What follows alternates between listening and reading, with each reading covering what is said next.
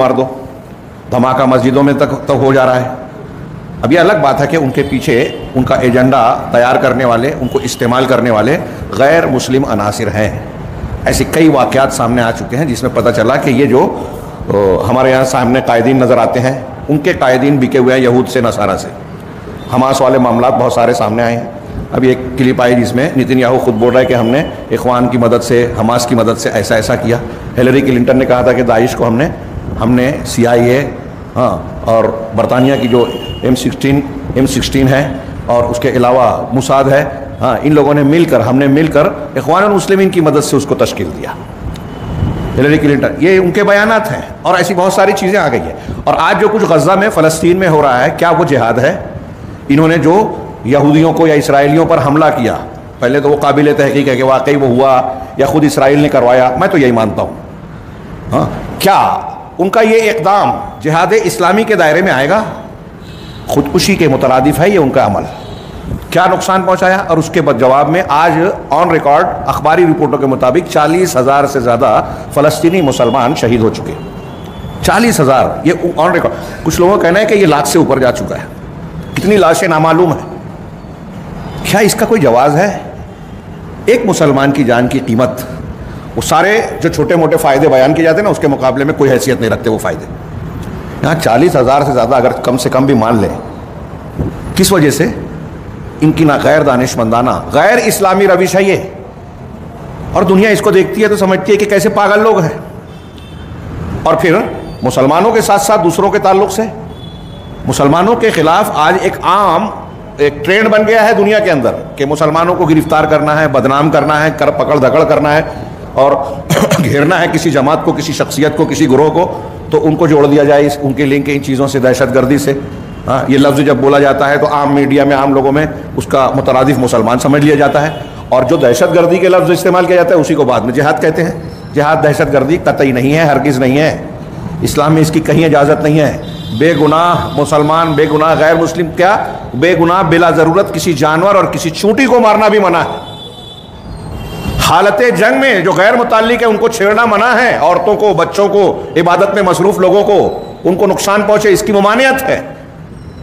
دنیا اگر اسلامی اصولوں اور قواعد کو، احکامات کو دیکھے گی تو یہ جو آج پوری دنیا میں بدنام کیا گیا اس لفظ کو اور اس کے معنی کو اور دہشت گردی کو جوڑا گیا ہے، لوگوں کی آنکھ کھلے گی کہ یہ خالص پروپیگنڈا ہے۔ لیکن بہت سارے لوگ جو یہ حقیقت جانتے ہیں، جاننے کے باوجود وہ بدنام کرنے کے لیے استعمال ہوتے ہیں۔ اس لیے اہل سنت والجماعت کو اور ہمارے نئی نسل کے نوجوانوں کو اس اصول کو، ان اصولوں کو جاننا چاہیے، کیونکہ ایک جذباتی نوجوان جب آ کے کہتا ہے ہمارے نوجوانوں سے کہ آپ کہتے ہیں کہ یہ سنت ہے، یہ سنت ہے، یہ سنت ہے، تو ہم مانتے ہیں کہ چلو ٹھیک ہے، آپ جب سنت کی اتنی بات کرتے تو قرآن میں تو جہاد بھی ہے۔ تو کہتا ہے ہاں بات تو صحیح ہے، تو اب اسے بھی کرنا چاہیے۔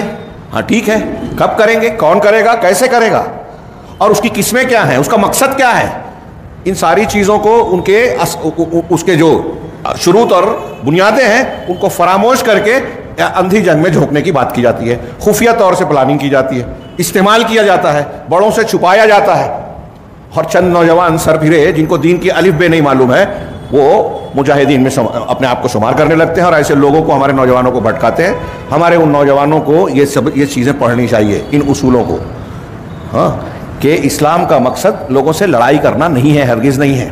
اس کی ایک بہت بڑی اور واضح دلیل کہ اللہ کے نبی صلی اللہ علیہ وسلم کا ذاتی عمل بھی تھا، اور آپ کے صحابہ کرام کی تاریخ آپ پڑھیے کہ جنگ کرنے سے پہلے جب مقابلے کے لیے جاتے یا کسی قوم کی طرف اقدام ہوتا تو ان کو جو پیغام بھیجتے اس میں تین شکلیں پیش کی جاتی تھی کہ یا تو آپ مسلمان ہو جاؤ، اگر ہو جائے تو ہم اور آپ بھائی بھائی ہیں، آپ کے جان مال حرمت والے ہو جائیں گے، محفوظ ہو جائیں گے، ہم پر ہمارا جو حق ہے وہی آپ کا بھی ہوگا، ہم پر جو ذمہ داری ہے وہی آپ پر بھی ہوگی۔ یہ پہلا آپشن، یا تو مسلمان ہو جاؤ، اگر نہیں ہوتے تو کوئی بات نہیں، آپ ہمارے باج گزار بن جاؤ۔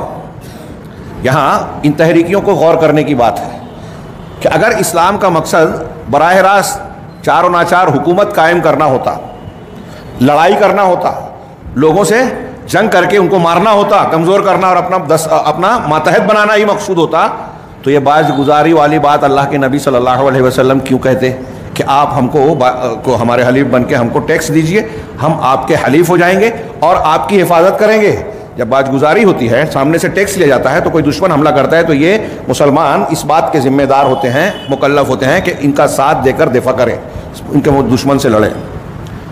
اب جب باج گزار ایک آدمی نے مسلمانوں سے، ایک حکومت نے مسلمانوں سے باج گزاری اختیار کر لی، ٹیکس دینے پر راضی ہو گیا، تو اب وہ کافر حکومت ہوتے ہوئے قائم رہے گی، اس کو چھیڑا نہیں جائے گا۔ فائدہ کیا ہوا مسلمانوں کا؟ مقصود کیا ہے کہ جب باج گزاری اور ٹیکس والا معاملہ طے ہو گیا، دونوں کا تعلق ہو گیا، تو مسلمان ان کے ملک میں جا کر دعوت و تبلیغ کا کام کر سکتے ہیں۔ راستہ کھل گیا۔ اصل چیز دعوت ہے، توحید کی اشاعت ہے، شرک اور کفر کی تردید ہے، اور اس میں زور زبردستی نہیں ہے، بلکہ تعلیم اور دلائل کی بنیاد پر انبیاء کا طریقہ رہا ہے کہ توحید کی دعوت دی جائے۔ تو اصل مقصود دعوت ہی ہے جو ہم نے پیچھے پڑھا، اور اس سے جوڑ کر اس میں مسالے اور مفاسد والا اصول بھی بتایا گیا۔ تو اس سے پہلے کے جو اس درس میں پڑھا کہ ایک قاعدہ یہ ہے اسلام کا کہ اگر دو آپشن ہمارے سامنے ہے تو دیکھا جائے فائدہ زیادہ ہے یا نقصان زیادہ ہے۔ اگر نقصان زیادہ ہے تو فائدے کو چھوڑ دیں گے، نقصان سے بچائیں گے۔ ہاں، جان جا رہی ہے تو جیب کا پیسہ دے دیں گے کہ ہاں لے لو لٹیرے کو، یہ عقل بھی کہتی ہے۔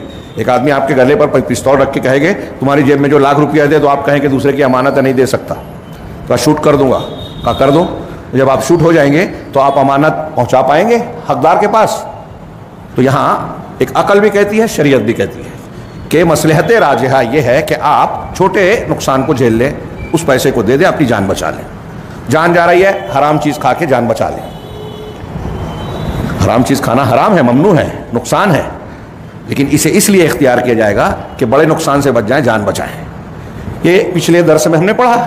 یہی چیز اس قاعدے کو یہاں بھی فٹ کیجئے کہ یہ ناگزیر ہو جائے۔ جب جہاد کا معاملہ اس وقت ہے، خاص طور سے قتال و لڑائی کا معاملہ، جب ناگزیر ہو جائے، اگر نہ کرنے پر بڑا نقصان ہو رہا ہے، ہماری جان جائے گی، تو دنیا کا ہر قانون کہتا ہے کہ آپ کے ملک پر افتاد آ رہی ہے، آپ کی بستی پر کوئی حملہ کر رہا ہے، تو آپ اپنا بچاؤ کرنے کے لیے، دفاع کرنے کے لیے اس طاقت کو توڑ سکتے ہیں۔